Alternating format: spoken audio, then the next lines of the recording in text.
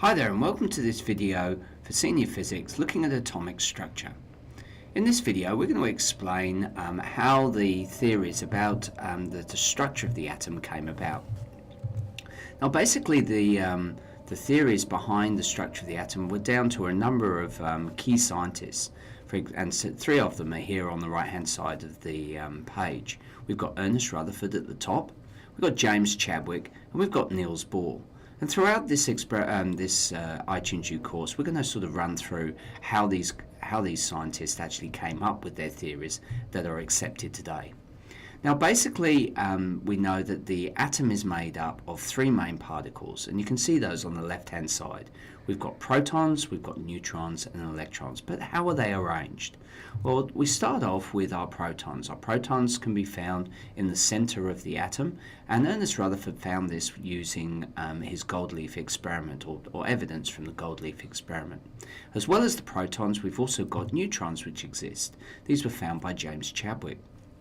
Now, these protons and neutrons make up this dense positive area in the center of the atom, which we call the nucleus. And these particles are vibrating, and you can see them here vibrating. Sometimes they vibrate really happily, sometimes that vibration is really, really tough, and to the point that they can't hold it anymore, and they'll discharge particles, and we call that radioactive decay. So as well as the particles which we've got in the nucleus, we've also got electrons which are spinning around the outer shell. And they exist in orbitals or shell orbitals, and you can see here these are in a three-dimensional process. So it gives the appearance that the atom is actually in is a sphere. And what we'll find later on, especially when we look at our quantum mechanics, it's not quite so cut and dried that these electrons are definitely going to be in this specific area. So how does this help us? So we know that 99% of the mass of the atom is found in the nucleus, and the majority, that other 1%, is made up of the electrons on the outside. And we call the particles which are present in the nucleus nucleons. So the nucleons basically will be made up of the protons and the neutrons, which give the atom its mass. So what do we know about these particles? Well, we know a number of things. We know that protons, electrons, and neutrons have a mass and a charge, and they all work together. Now we can see here in our table that on the top we've got our protons, then we're followed by our neutrons, and then we've got our electrons. Now you'll notice that the mass of the protons and the neutrons are identical. So we've got identical mass in the nucleus, but you'll notice that the electrons are tiny compared to the rest of the protons and the neutrons. As a result, we actually say that those electrons, their mass is negligible in relationship to the actual mass of the overall atom. So when we often say that electrons have a mass of 0, it's not true, but they're so small we can ignore them. Now, one thing which is also worth noting is that the charge of the protons and the electrons are identical. So you'll notice that they're both 1.6 times 10 to the negative 19 coulombs, but the proton is positive and the electron is negative. As a result, when they combine together, they basically produce a neutral atom. Now, what do we know, or how do we add this into our idea of how an element or an atom actually exists? Well, we know, you can see down here, that we've got a generic element, and we're going to give it the symbol X. Now we all know that basically the symbols of the elements are denoted with letters. We've got capital letters to start off with. If they have a second letter, it's always in a lowercase. That allows us to put elements together, and we're us to know whether the second letter is either an element, part of the first element, or a second element in a compound. So we always write capital letter for the first, and then a lowercase letter if it happens to have a second. What else do we know? Well, when we look on the periodic table, there are a set of numbers. Now there's a number at the top, which we call the atomic number. This is denoted in this case by Z, and then there's a number at the bottom, which is the atomic mass number. That's the mass of the nucleon. That's the mass of the particles which make up the atom. So let's have a look at a quick example. Here we've got carbon. We can see carbon has the symbol C, it's got an atomic number of 6, and it's got an atomic mass of 12. So what does this mean? Well, the atomic number at the top gives the element its position in the periodic table. As well as this, it tells us that there are 6 protons and 6 electrons. Now, if we go to the table at the top, we can see that the charge of the electrons and the protons are identical, except they're just one's positive and one's negative. So when we combine them together as they're equal numbers, the result is we've got a net charge of 0. So the atom is neutral. Down the bottom, when we look at the atomic mass, we've got an atomic mass of 12. That basically means that we've got 6 protons, which we've seen from the top. So to make up the other, to make it up to 12, we've got 6 neutrons at the bottom. Now, a way of determining the number of neutrons is by minusing the atomic number, the top number, from the bottom number, which is the atomic mass. So atomic mass minus atomic number will give us the number of neutrons. So that basically allows us to explain how elements exist in the periodic table and how we can read them. Now, elements don't always exist in one format.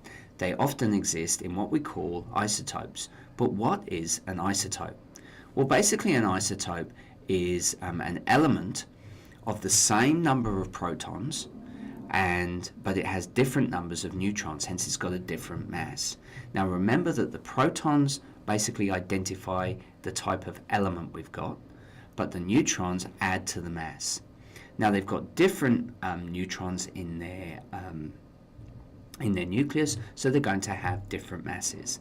Now you'll notice if we look at an example, say for chlorine here, chlorine has a position of 17 in the periodic table. It means it's got 17 protons and 17 electrons, and as a result it's got a neutral charge. But you'll notice down the bottom that its mass is 35.5.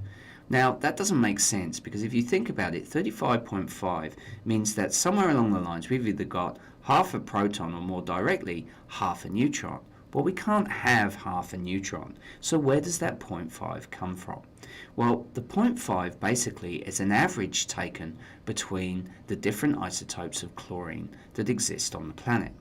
Now, chlorine can exist basically as a variety of different isotopes. It can exist with a mass of 35. In this case, it means that it's got 17 protons, and it's also going to have 13 neutrons. Or it can exist with 37. In this case, it's going to have 17 protons and 20 neutrons, and that adds up to 37. So what's happened is we've worked out the percentage of each of the different isotopes that we've got on the planet. And by taking an average of all the different percentages of the isotopes on the planet, they've come up with an average mass for chlorine of that 35.5.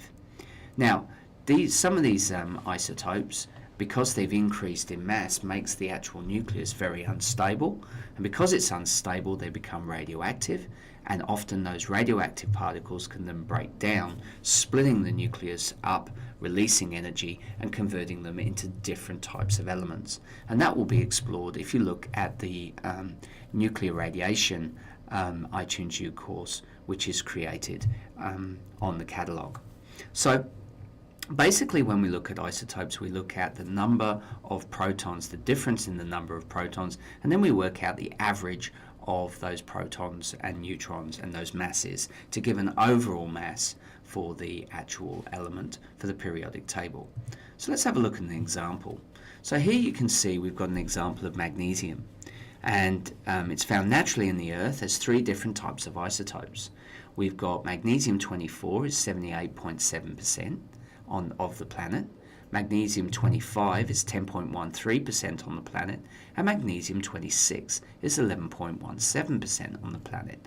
And what we want to do is to work out what the relative atomic mass of magnesium is. Now you can see on the right hand side here that on the periodic table magnesium has a position of 12 protons per 12 electrons, and it's got a relative atomic mass of 24. Now basically, where does that 24 come from?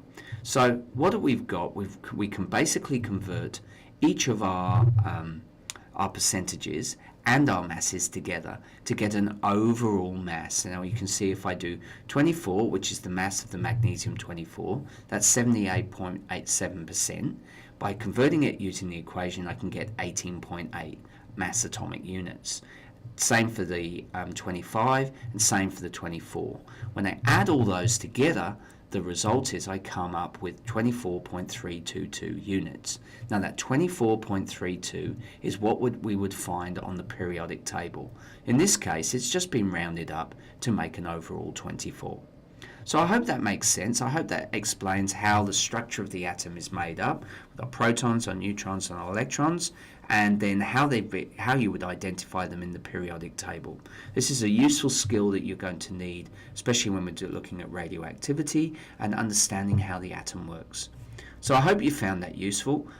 Do check out my website, aussiephysics.com, where you'll find lots of resources and more